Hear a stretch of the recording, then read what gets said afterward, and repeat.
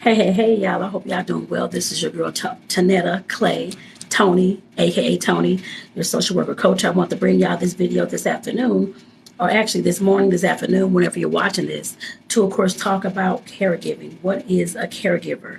I know a lot of times we, of course, hear the word caregiver, and usually we immediately think about somebody who's caring for children. Is that like a parent, that type of caregiver, foster parent, or those types of things? But just know that while they are actually also caregivers, what I'm talking about is caregiving for our senior and older adults, those who are sick and need help, or just not everybody's not sick, no, but those who, of course, are just aging with the normal progression of things, and of course need more assistance, and of course they can be sick as well. The clients that I have, they're a little bit of both. I guess I put it that way. So like I said, I definitely want to talk about, of course, today, what is a caregiver? And of course, like I said, just talk about some facts and some stats. I guess to put it that way, because that's exactly what I put in the title. So let's go ahead and get into this. And I do want to say one thing before I get started. If you know somebody that fits this profile and that needs some more assistance or needs some more just information, resources, support, that kind of thing, definitely share this video out with them, because I definitely want this to reach as many people as possible, because I know that I live in Southern Arizona, and that's where I work, and I work with the older adult population as well. And I know that there's more need for, of course, caregivers out there, and there's more people that's going to become caregivers. I'm pretty sure in the next decade. I'm pretty sure of that. But like I said, this is definitely not to scare anyone, because I don't want to think that I mean, I don't want anybody to think that I'm trying to scare them at all. But like I said, this is a fact, and this is what's going on.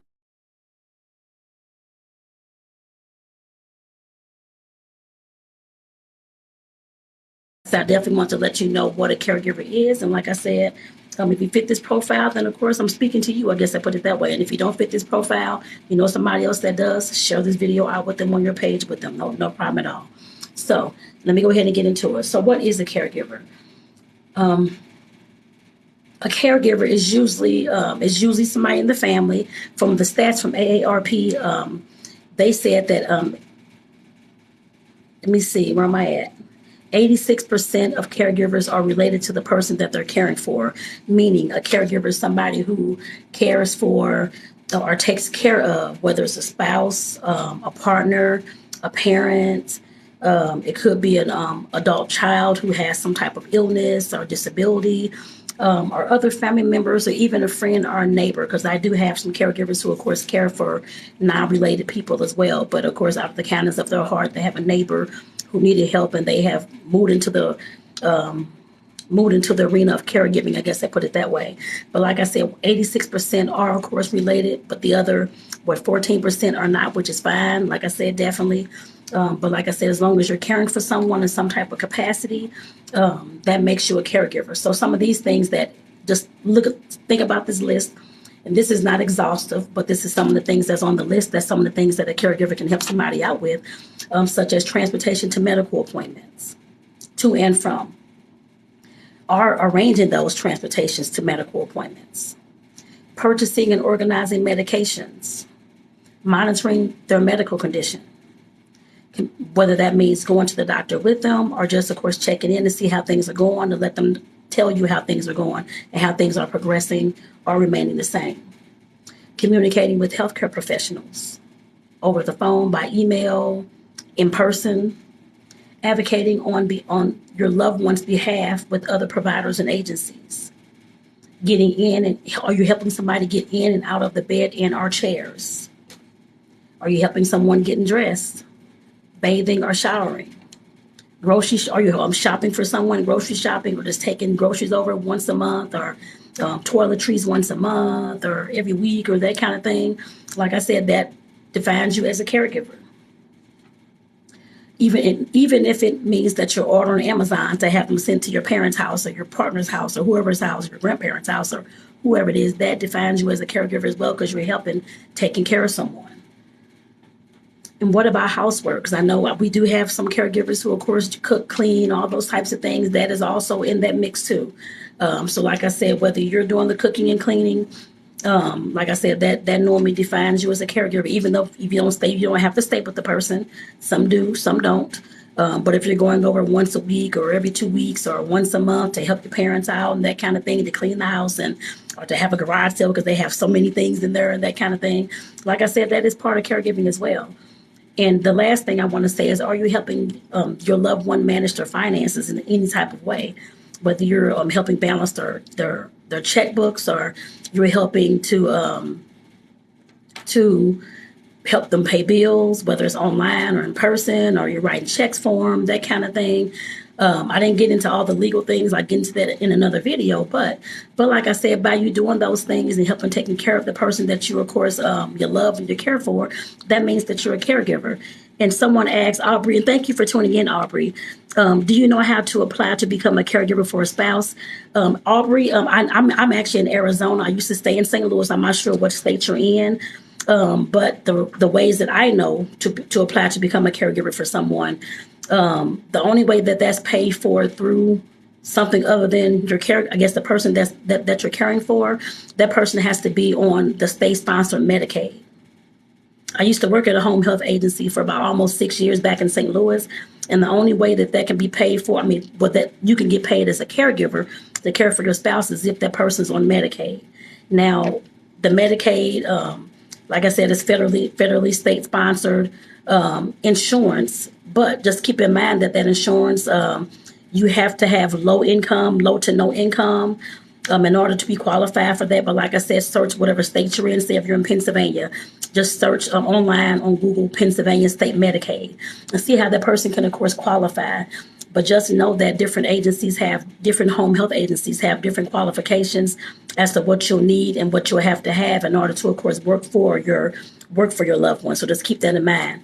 But like I said, otherwise, if it's not coming from Medicaid services, because they'll pay for that home health service, whether it's with you or with another home health care agency, actually like provider, or if not, it's all out of pocket. You have to pay for that on your own. So, of course, like I said, definitely look into the state that you're in, and just keep in mind, like I said, there are other qualifications besides just having the Medicaid. You have to go through background. Well, in St. Louis, we had background checks. We had to go through training and that kind of thing. I don't know what it costs for in your state, but definitely, like I said, look up whatever your state is. Look, like I said before, example, Pennsylvania, search Pennsylvania State Medicaid, how to apply. But like I said, definitely that's the only ways that I know of that you can be paid for, paid to become someone's caregiver. Otherwise, that's all out of pocket. You have to pay for that yourself or just do it yourself. I guess I put it that way as well. But do keep in mind that some home health agencies, because you would have to, of course, work through a home health agency assigned to your partner, your spouse.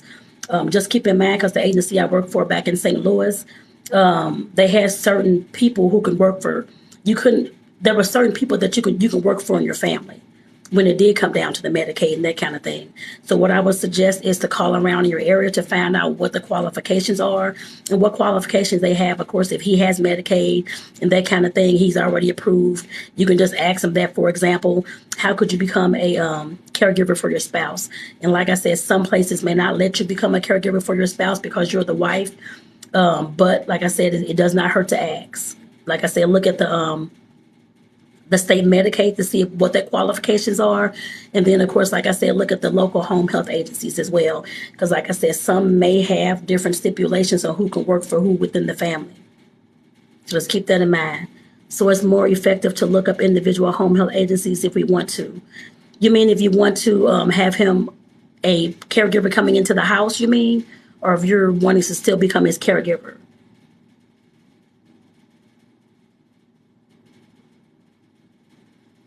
I don't know if you heard, I guess I'll answer both ways. So if you're looking to, of course, you can definitely, like I said, look up the individual home health agencies to find out what their stipulations are for you to become in order for you to become his caregiver. Like I said, the agency I used to work for, I believe they did not allow spouses to become paid caregivers for their spouses. I think it was cousins and like distant family members could. But like I said, every agency is different. Every agency is ran by someone else and they have their own stipulations. So look at the agencies in your area to see what they, of course, what their qualifications are in order for you to become a family caregiver. But like I said, I know besides that, like I said, in order for the state to pay you, he would have to be qualified for Medicaid services. Otherwise, there's no other way you can get paid to be his caregiver. The only thing you could do is just hire another caregiver. That's all you can do with that if he's not able to be qualified for Medicaid services, because there is no other insurance or there is no other entity that actually pays for home health care services long term like that, unless it's Medicare. That's only for short term rehab centers, and sometimes sending nurses to the home like a few weeks after surgery or that type of thing. But it's not for actual caregivers to come in, cook, clean, take care of him, that kind of thing at all with any other insurance but the Medicaid services, unless they change sometime soon. That hopefully they will, but I can't guarantee. But like I said, Medicaid is the only way that I know of in order for you to become, I guess, to get paid to take care of him. But keep in mind, like I said, find out what those qualifications are, but also call the home health agencies in your area to find out what their stipulations are for a spouse taking care of a spouse and being paid for it. Like I said, our agency did not allow that, but other agencies may. That was in St. Louis, Missouri. Other agencies may. I don't know what they are in your city or town. Call around at least 10 to 15 to ask and see what kind of answers you get. It's the best thing I can tell you, just to make sure that you're doing things the right way and that you know what's to come next. I guess I put it that way, and what you'd have to do next in order to seek some help for you and for him. I think that's the part I was done, of course, talking about what a caregiver is. And thank you, Aubrey, for those questions. I hope that actually helps somebody else that may listen to this video and that's wondering the same things. I guess I put it that way. And I'll do another video talking about that more too, because there's more things around that. That's just the basics. I put it that way. But like I said, when it comes to the world of caregiving, there is a lot of things you have to kind of think about and process through and figure out and research and all that kind of stuff as well. But like I said, hopefully over these next several days, weeks, months, years, I will be going over these things and talking about a lot of different topics that come up. Because like I said, of course, the clients that I deal with, they're all caregivers as well. I'm actually going today to facilitate a caregiver support group in another county from where I work at, actually, because I do 11 of those a month for the caregivers in the area and that kind of thing as well. So like I said, there's a lot of ins and outs of things. But like I said, as I get more into this, because I definitely want to make sure that this is my background and this is what I'm doing, that I want to share this out to the wider community, because I know a lot of folks may not know these answers or may not have this information or that type of thing. So like I said, I definitely want to start sharing these types of things as a social worker. 25 years in the field now, I guess I put it that way. But like I said, definitely I want to start sharing these things. And you said he won't qualify for Medicaid, so I guess another route for the time being. Okay, I understand that. Okay. Because like I said, otherwise, with the Medicaid, that's the only people who can pay you to work for him. But if he's not going to qualify, then it would have to be another route. I don't have time to get into in this video because I actually got to leave in a few, but like I said, I can do a video about that as well as far as resources and services in your area. One thing I will say, I work for an area agency on aging down here in Arizona. You can always look in your area for whatever area you stay in, Pennsylvania, I don't know, Housework County, whatever county you live in, look for that area agency on aging and see what kind of resources and services they have. Ours, I know everybody's is going to be different. This is the most services I've ever seen at an agency, area agency on aging, and they're called AAAs. Not the AAA car service, but the AAA area agency on aging. They have those in every state, so should have one close to you. But we offer respite services, even though there is a long wait list. We do have respite services, home delivered meals. We have all types of the caregiver support groups like I do. But I cannot guarantee that the state and town that you live in will have those resources, but it does not hurt to look into them to see what they can provide you with. You're definitely welcome, Aubrey. No problem at all. Many things considered. Yes, it is a whole lot of things considered with becoming a caregiver. Like I said, I've been in this caregiving field, I guess you can say, working with our older populations now, almost 8 years now.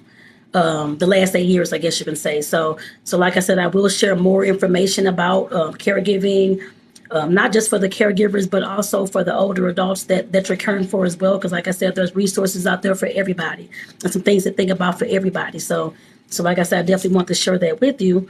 So hopefully this helped you in some kind of way. I'm glad, and I see it down there, so I'm definitely glad that it did. So, like I said, I think that's probably the end of the video because I'm trying to see what else. Because, like I said, I was mainly wanting to, of course, talk about just what is a caregiver and some of the duties that you may do as a caregiver. I guess I put it that way as well. Like I said, some folks stay in the household with their loved one, the one that they're taking care of, and some don't. A lot of times they do, though, because like I said, I have a lot of caregivers who, of course, live with their loved one, whether it's their husband, their parents, whoever they're caring for. And then I have some who, of course, their loved one is placed inside of a care home, whether that's a skilled nursing facility, nursing home, or assisted living. Some are in independent living, doing okay still. Some are in memory care and that kind of thing as well. But like I said, they can be in those kind of placements too, but still going to visit, still making sure that they're doing okay, checking in on them. That's still a part of caregiving as well. So like I said, just know that a lot comes along with being a caregiver. But like I said, if you're doing any of those activities for someone that you love and someone that you, of course, care for, that kind of thing, that you're trying to make sure that they're doing okay, that they're still maintaining some kind of standard of living, then that means, of course, you're a caregiver. I know some folks may not like that term because this is my husband, that's my wife, that's my mom, that's my dad. I shouldn't be called a caregiver, that kind of thing. But that's how, when you're working in the world of social work, that's how we identify people. I guess I put it that way, so we can know who we're talking to, who we're providing services to, and those types of things as well. So like I said, I want to go ahead and get my butt off here. And oh, thank you for tuning in, Christine. I hope you're doing well. And you say you take care of your parents. Your dad has dementia. He's 88. Okay, I understand that. And I think you've told me that before, and I hope that things are going okay. I hope that this video in some aspects may help. I hope. And I can't see. Oh, Aubrey, you said, of course, thank you, Aubrey. Thank you. Every state has its own qualifications. Yes, they do. They do. In Arizona, actually, there are qualifications for the financial portion, because they have to do a financial portion when it comes to the Medicaid to make sure that you make less amount of money. I put it that way. Then they have to do a medical portion. Like I said, I'll get into that in another video. But it is different qualifications for different states. I know down here in Arizona, you can make a lot more money than you can make in St. Louis, or Missouri, but definitely they all have their own qualifications. Yeah, things are complicated when it comes. You're definitely right. Like I said, I've been in this social work field 25 years now. It's my 25th year this month in May. So I work with everyone from birth to actually death at this point now. And I worked several years and many working with single moms, families, children, foster care, the older adults, what I'm doing now, caregiving, all that type of stuff.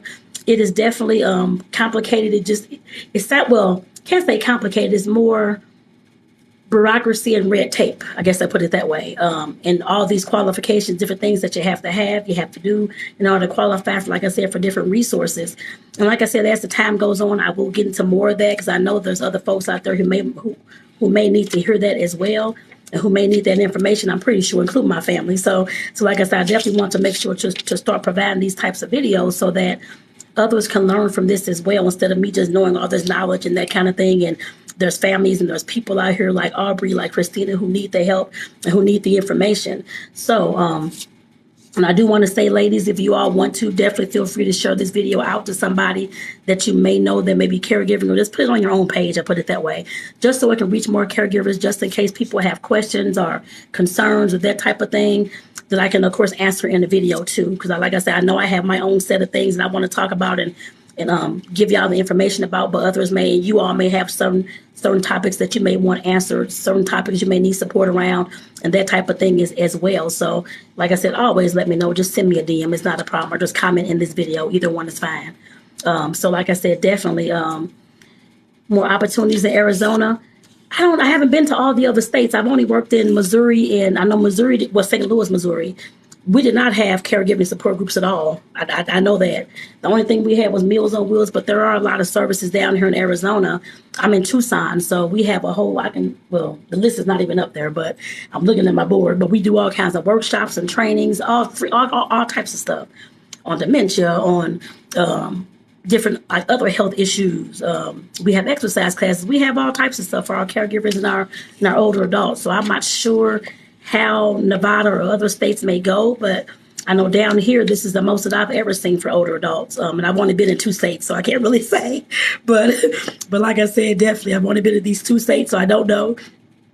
You say you think about moving to Arizona and Nevada. Oh, that's up to you. Well, you can make that move if you want. I know a lot of I know for one thing, when I did move down here, before we were actually moving and researching. Arizona, Florida, shoot. There are some other places, but Arizona, Florida, I'll just name those two. Those are places that a lot of people go to, of course, retire. And we have big senior populations and big senior towns and cities here in Arizona, I guess you could say. So that's probably why they have all these resources and stuff like that down here too. We have not entire towns, but I know there are some younger folks that live in those towns too. But we do have places, like I said, that's mostly seniors, 75% seniors, 85% seniors, and there's a few families mixed in. Like I said, that could be why there's a lot of resources in these areas. I'm pretty sure that's why. Like I said, St. Louis wasn't like that, but this state is like that. I think Florida, some areas is too. There's other states that seniors, of course, go to retire, move to, and that kind of thing too. I'm sure they have a lot of resources for them in those areas as well. And I'm glad to hear that you have Meals on Wheels too. Good, good, good. I know we did have that back in St. Louis. I think that's the only thing they really offered at their area agency on aging, actually. So down here, they offer about 100 different services, actually, at the place that I work at. So, which is very mind-blowing because, like I said, I know we have seniors and older adults everywhere across the whole 50 states, but certain places have more things. So, unfortunately, it's how that goes. But with that, y'all, I got to get my butt off here because I got to go facilitate a support group shortly. So like I said, I'll definitely talk to you all later. And like I said, if you have people that you want to share this video out with, feel free to share it. No problem at all. Also, if you have any more comments or questions or anything that you may want to answer in the video, please just let me know. You can either leave it in this video or DM me. Either one is fine with me. So like I said, I got to go facilitate. So take care, y'all. Have a good one.